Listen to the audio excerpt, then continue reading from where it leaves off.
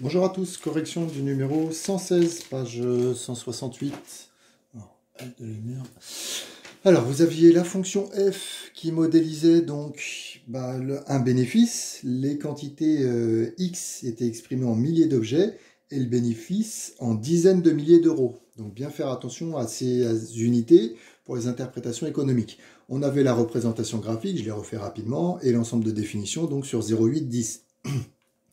Première question, petit a, le tableau de variation de la fonction. Donc on se rend compte à la lecture de la représentation graphique que la fonction elle est croissante sur 0,8, 2,52 et décroissante sur 2,52, 10. Là vous utilisez les renseignements graphiques qui vous sont donnés. Ensuite, pour calculer les images des extrémums avec la calculatrice, l'image de 0,8, vous avez moins 4,3 au centième près, et l'image de 10, moins 1,08, et vous vérifiez si c'est bien cohérent graphiquement avec les extrémums de la représentation graphique, ce qui est bien le cas. Petit b, pour quelle quantité x0 d'objet, donc c'est x0, c'est juste un nom, on aurait pu l'appeler A, Q1, Q2, x0 d'objet, le bénéfice est-il maximal? Donc, toujours expliquer ce que vous utilisez. Donc, graphiquement, on va utiliser les coordonnées du sommet, donc vous l'expliquez. Graphiquement, le sommet de la courbe a pour coordonnées, et on a donc 2,52, 5,22. Quand je veux les quantités, j'utilise uniquement l'abscisse en fait de ce sommet, mais comme on va faire les deux questions, vous voyez que j'ai noté B et C pour faire les deux questions directement. Donc, interprétation économique pour une quantité x0 de 2520 objets. Donc, l'abscisse était 2,52. C'était exprimé en milliers d'objets. Donc, n'oubliez pas de multiplier par 1000. 2,52 fois 1000, donc on a bien 2520 objets. Donc, pour une quantité x0 de 2520 objets, le bénéfice est maximal. Et donc, la précision pour le graphique, c'était au centième près. On avait 2,52. Donc, ici, économiquement, on va l'avoir en fait à la dizaine d'objets près. Si on avait une valeur ici, les coordonnées à 10-3 près, 3 chiffres après la virgule, on aurait les quantités à l'unité près. Mais là, 10-2, on a la dizaine d'objets près. Donc j'ai noté, la précision est à 10 objets près. Le bénéfice, vous voyez l'intérêt d'avoir rassemblé les deux questions, on utilise l'ordonnée du sommet. Et on l'interprète directement. Cette fois-ci, la fonction, le bénéfice, il est exprimé en dizaines de milliers d'euros. Donc 5,22 fois 10 000, on retrouve 52 200. Donc le bénéfice est alors de 52 200 euros. On ne nous demandait pas la précision, mais c'est donc à 100 euros près. On a le bénéfice, on a la quantité. On nous demandait, à l'aide de la calculatrice, calculer alors le bénéfice moyen par objet, c'est-à-dire le bénéfice total divisé par le nombre d'objets. Donc on avait 52 200 euros pour la production de 2520 objets. Quand je tape tout ça sur la calculatrice, j'obtiens 20,71. Notre conclusion économique, le bénéfice moyen par objet est de 20,71 euros. Deuxième question, on nous dit vérifier par le calcul que pour un millier d'objets vendus, le bénéfice est nul. Faites bien attention comment est posée la question. Quand on vous dit vérifier que, vous avez le droit de prendre la valeur 1, c'est-à-dire une production de 1 millier d'objets, et de vérifier que f de 1, ça fait 0. D'accord? Là, on répond bien à la question, le bénéfice est donc nul pour 1000 objets, on l'a bien vérifié. Si la question était montrer que le bénéfice est nul pour un millier d'objets, on devrait en fait résoudre l'équation f de x égale 0, trouver comme solution x égale 1, et justifier ça, donc conclure économiquement. Donc faites attention à l'intitulé de la question, vérifier que, on peut utiliser le résultat, c'est plus simple, montrer que, ça passe par la résolution d'une équation. Ensuite, on nous demandait de vérifier s'il y avait en fait une autre quantité alpha pour laquelle le bénéfice est nul. On cherche en fait l'équation f de x égale 0, on vient de trouver une valeur, c'est 1, et avec le tableau de variation qui est encore là-haut, donc on a une première valeur là, et donc la deuxième valeur, comme ça passe de 5,22 à moins 1,08, ça nous fait penser au théorème des valeurs intermédiaires. Algébriquement, on va être bloqué si vous l'avez fait parce qu'on va avoir du x puissance 3 et vous ne savez pas résoudre ce type d'équation. On pourrait le faire aussi graphiquement, mais ça ne serait pas assez précis. Donc ici, c'est le théorème des valeurs intermédiaires. Donc la fonction f est continue et strictement décroissante, on se place sur 2,52, 10. On vérifie les deux images, donc une qui est positive, une qui est négative.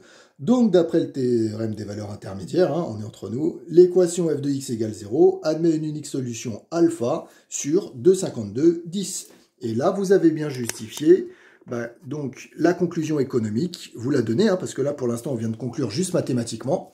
Il existe donc une quantité alpha pour laquelle le bénéfice est nul. Pour le moment, on ne sait pas à combien est égale cette quantité, à combien est égale cette solution de notre équation, mais on a justifié son existence. Par contre, petit c, à l'aide de la calculatrice, donner la plage des quantités permettant de réaliser un bénéfice. Donc là, sous-entendu, déterminer une valeur pour alpha. Alors, on encadre, on voulait en fait, après, à 100 € près. Donc, dès le début de la question, vous devez réfléchir à 100 € près. Il faut que ma valeur, en fait, comme c'est en milliers d'unités, je dois l'arrondir à 10 moins 1, un chiffre après la virgule. Donc, à l'aide de la calculatrice, f de 8,8, c'est positif.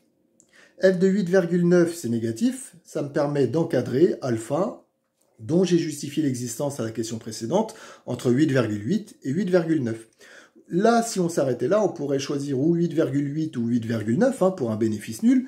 Mais comme la question d'après, enfin cette question en fait, on nous demande la plage de bénéfice, il faut que le bénéfice donc soit positif. Et donc, on veut une valeur de f positive. Donc, ne prenez pas 8,9 parce que ça serait déjà du déficit ici. Prenez 8,8 pour garder, en fait, un bénéfice positif. Donc, j'ai gardé 8,8. 8,8, si je multiplie par 1000, ça va me donner 8800 objets. Et donc, si je note, vous voyez que si on reprend le tableau, vous n'oubliez pas de rajouter la valeur 1, l'image 0, la valeur alpha, l'image 0, et la plage de bénéfice, ça sera donc entre 1 et alpha, à la lecture en fait de notre tableau de variation. Donc, pour l'expliquer, hein, d'après le tableau de variation, le bénéfice est positif pour des quantités comprises entre 1000 et 8800 objets. Ensuite, j'essaie juste de régler un tout petit peu la luminosité. Voilà, c'est peut-être un peu mieux. Ensuite, troisièmement, on nous demandait calculer la valeur moyenne le but de la question, c'est de calculer la valeur moyenne. Première question, déterminer une primitive. Donc, où on vous donne la fonction, comme d'habitude, et vous dérivez, où on part de petit f. Ici, on va partir de petit f. Cette fonction, ça posera pas de difficulté, ça posera pas de difficulté. Et moins 8 sur x au carré, je l'ai noté sous la forme 8 fois moins 1 sur x au carré. Parce que la primitive de moins 1 sur x au carré, on connaît, c'est une formule usuelle. Et dans votre cours, c'est 1 sur x. 1 sur x, quand je dérive, je retrouve bien moins 1 sur x au carré. Donc la primitive de tout ça, la primitive de 9, 9x, la primitive de moins x au carré sur 2, et ensuite je fais 8 fois la primitive de ça, donc 8 fois 1 sur x. J'ai noté 8 sur x pour que ça soit un petit peu mieux écrit. Pour revérifier, je pourrais prendre ma fonction grand F et la dériver pour vérifier si je retrouve bien ma fonction petit f, la définition d'une primitive. Petit b, on nous demande une interprétation en fait graphique de l'intégrale de la fonction f entre 1 et 6.